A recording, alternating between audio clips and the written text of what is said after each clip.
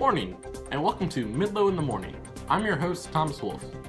Today I bring you a story regarding your Second Amendment rights, and how gun legislation has affected your local firearm market and gun buyers. First, let's send to Amelia Dalton, who has further words on this matter. Thank you, Thomas. Jonathan Lowy, the Brady Center to Prevent Gun Violence Legal Action Project Director, gave a few words on how the Supreme Court determined it is a constitutional right to have a gun for self-defense and the effect of this decision. It's surprising. In 2008, the Supreme Court for the first time recognized that there is a constitutional right under the Second Amendment for law-abiding citizens to have a gun in the home for self-defense. But after that decision, more Americans are concerned with protecting this right, which hadn't been recognized by the Supreme Court before then. The fact remains that when people are polled on specific policy proposals, such as do you support universal background checks on gun sales, you see over 90% approval rate, and that includes many of these people who think it's very important to protect gun rights because they see that those sorts of policies prevent criminals from getting guns, but does not infringe on law-abiding citizens' gun rights. Thank you, Amelia. Now let's send it to Kristen to see how her interview went. Thank you, Thomas. I had the privilege of meeting with Officer Mitchell from Chesterfield County Police Department. He explained to me the gun regulations of our federal, state, and local governments. You have to have a permit for the concealed weapon. Brandishing a firearm is basically producing in a manner such as showing, pointing, displaying a firearm in a manner in which instills fear. You have to be 21 per federal regulations to purchase a firearm, handgun that is.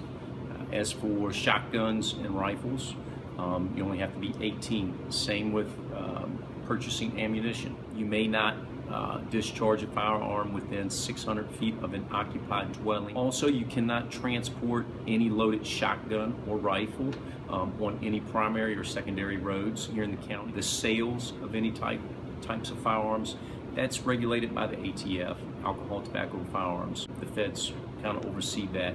We have not had any problems enforcing the codes. Is it more abundant? Yes. Are there more weapons out there possibly on the, I guess you could say, quote-unquote, black market?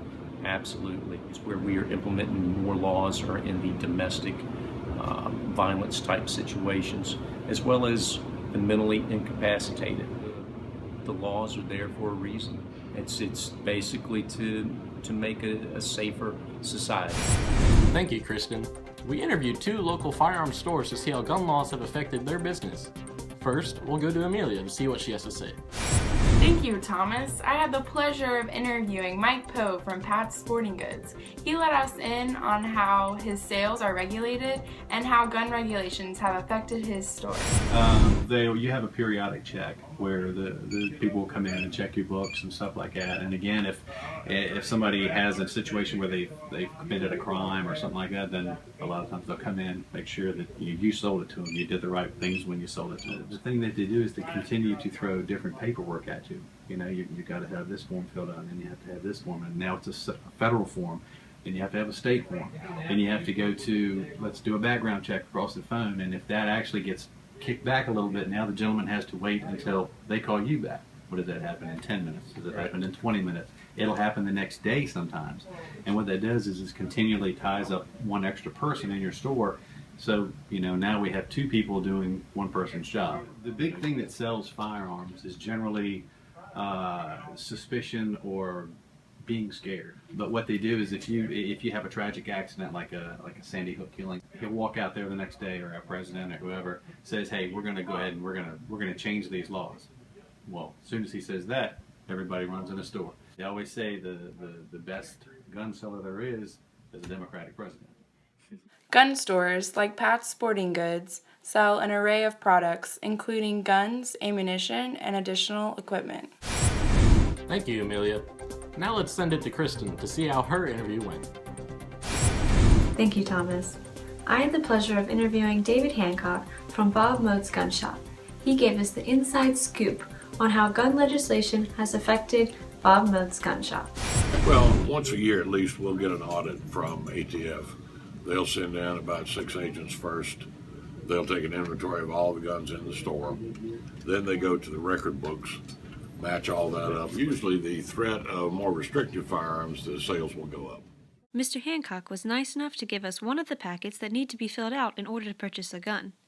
As you can see, it is very thorough, and at the end of it even provides notices, instructions, and definitions in case the buyer has difficulty filling out the transferee part of the packet. It refers to any misstatement on the federal form is also a state crime. So in essence, a person could be prosecuted twice if they lie on these forms. Once that's completed, we enter them into a computer database. Then the state police will give a final approval based on the information both from the Fed and state. Well, the laws that we have right now are pretty good. As far as the honest average citizen goes, this is more than sufficient. In the case of a criminal, it's not going to matter. They're going to go out and steal their guns anyway. Very few of them are dumb enough to actually come in here and try to buy a gun. It does happen, but generally they end up being arrested on the spot. Thank you, Kristen. In conclusion, the Supreme Court case, District of Columbia versus Heller, in 2008, has affected Chesterfield County by naming it a constitutional right to own a firearm for self-defense. However, it is becoming increasingly difficult to purchase a gun. Thank you for watching another segment of Midlow in the Morning. I'm your host, Thomas Wolf. Have a wonderful day.